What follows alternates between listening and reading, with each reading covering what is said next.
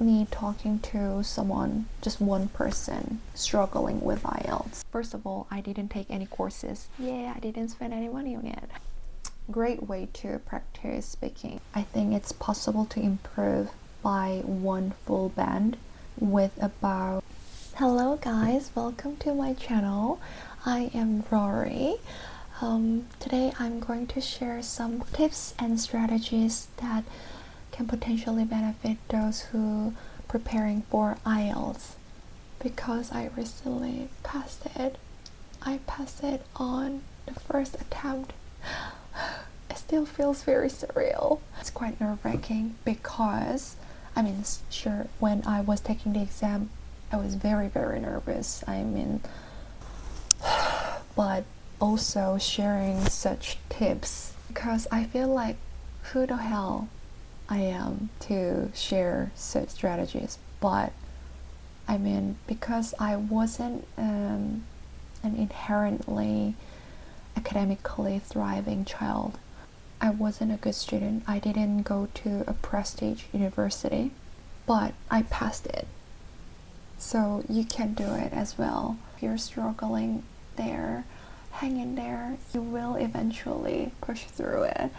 You will get there. Just don't give up. Just do it. Don't overthink. Oh, can I pass it or not? Or what if I can pass it? Don't give in to that what if thoughts. It's just when it comes up, let them pass through you. It's just don't engage in the thought. It's just the thought. They're not real. Just keep practicing every day. Then you will pass it. You will do it. You can do it. I really want to empower those. It is not an easy journey, hey?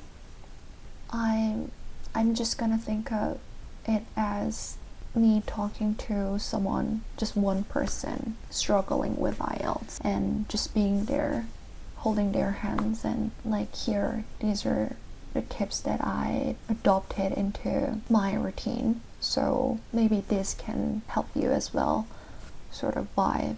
So this is not a perfect, amazing study guidance, but I'm gonna do my best unpacking my journey. I wasn't sure what you guys might be curious about, so I asked ChatGPT, saying I recently passed the IELTS exam with an overall score of 7.5. I got 8 in speaking, 7.5 in listening and reading, and 7 in writing. I feel short on breath because, again, still feels it hasn't sunk in. Did I really pass it? I've been preparing IELTS for a while. Well, including the period that I was doing it non-officially. Anyway, I'm planning to make a YouTube video sharing my study tips and test strategies. What kind of questions do IELTS learners usually have? What are they most curious and worried about? And this brilliant ChatGPT laid out these questions, starting from general concerns. How long do I need to prepare to get a 7+ span? Well, it depends on your current English level.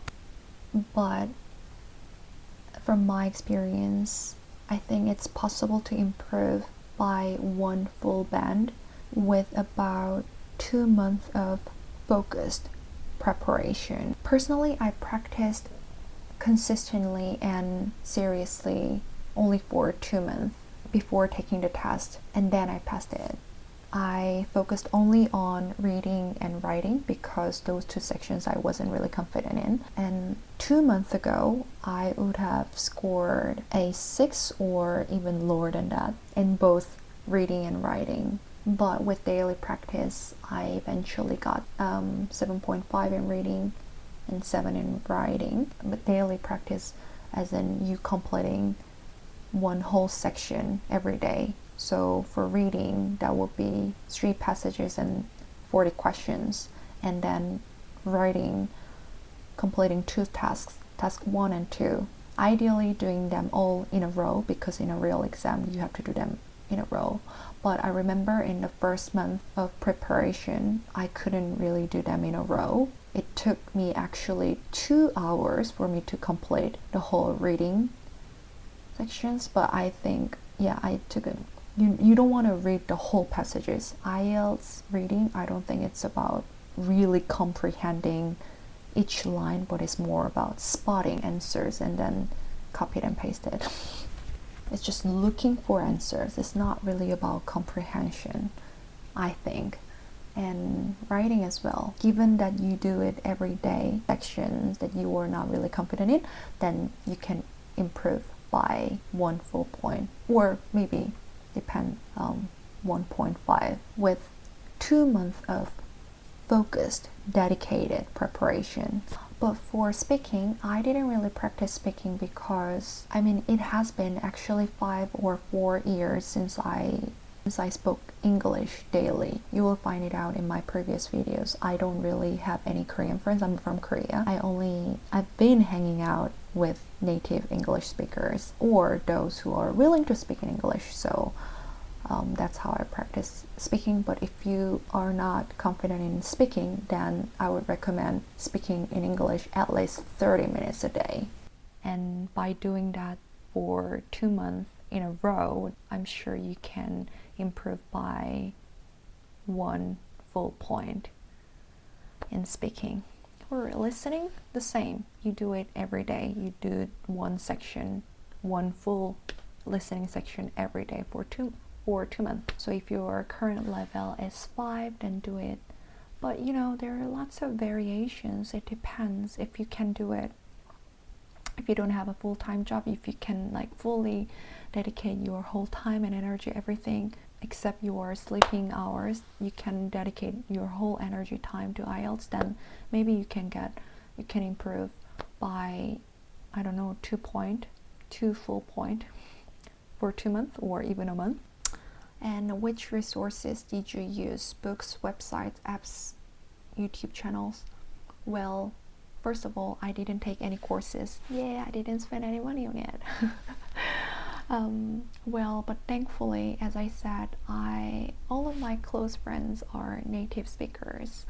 And I'm here in New Zealand. I'm not sure if you've seen my previous videos, then you will see all of the stories behind it, why I decided to take IELTS.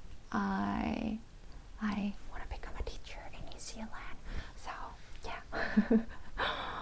And I'm applying to school. That's why I needed IELTS. I needed to get minimum 7 for each section. So, yeah. Anyway, for writing, my English speakers, my friends helped me. Thankfully, 2 of my close friends, one teaches English in Korea, he's a British, and one is an American who studied data science. So he gave me really, really useful, brilliant feedback on particularly writing task 1. Yeah, and also ChatGPT, this brilliant master tool. You don't really need teachers or assistant for IELTS. You don't really need to spend money. ChatGPT can give you more prompt, immediate answers and can be potentially accurate. Well, accuracy is not guaranteed though, but you can kind of filter it if you have native English speaking friends. I put my writing on Notion. That's how I kept track of and organized my writing, divided into 2, task 1 and 2. And there's a sharing feature on Notion. And if you don't know what Notion is, I will leave a link in the description below. So I complete my writing with a screenshot of a chart, like whether it's pie chart or bar graph or whatever, and then I write my answer and then I share it with my friend, and then he would give me feedback with comment and proofreading features, correcting. He did also praise and complimented some of the good parts. He's a really good friend, and he's going to visit me all the way to New Zealand. Wow. Very soon, in a month. Looking forward to it. as I said, reading, I just googled Cambridge IELTS reading questions. Cambridge IELTS reading questions. That's why I googled, and then it will give you a list of materials for free. From it has 1 to 19 series, and you can do, and that's how I practice it. And also writing, there are just tons of questions available online for free. Just IELTS writing questions, task 1. For task 1, if you feel like you're particularly not confident in like bar charts, then IELTS task 1 bar chart sample, then it will give you tons of different charts. So for listening, I didn't really practice, but I did some on YouTube, IELTS listening. Then it will give you questions. What else? Speaking? Yeah, as well, same. IELTS speaking questions. Then you see the questions and you answer. Great way to practice speaking. This brilliant ChatGPT has this feature of recording. I mean, not recording, but you can say something and then it will type it out automatically and then proofread it. So how I did it, so I saw questions and then I answer it, blah blah, I say whatever comes out, and then I asked, oh, does it sound natural? Can you please correct any awkward or unnatural phrases? If you feel like it overcorrected your whole writing, then you can add like, oh, please keep changes to a minimum. Then it will give you slightly tweaked versions with like a better, more appropriate vocabulary. Or you can also ask, are there any other ways to say this, or can you please paraphrase it, or what are the synonyms for this? Yeah, and just talk to ChatGPT. Or again, highly recommend making foreign friends. I think that's the best way of communicating. Is there is a lack. I mean, again, we are social species. We naturally, we want to connect. We want to build connections with others. We want to cultivate. We have that inherent genes in our body, and we like building connections. So you feel like it will prompt you to talk more.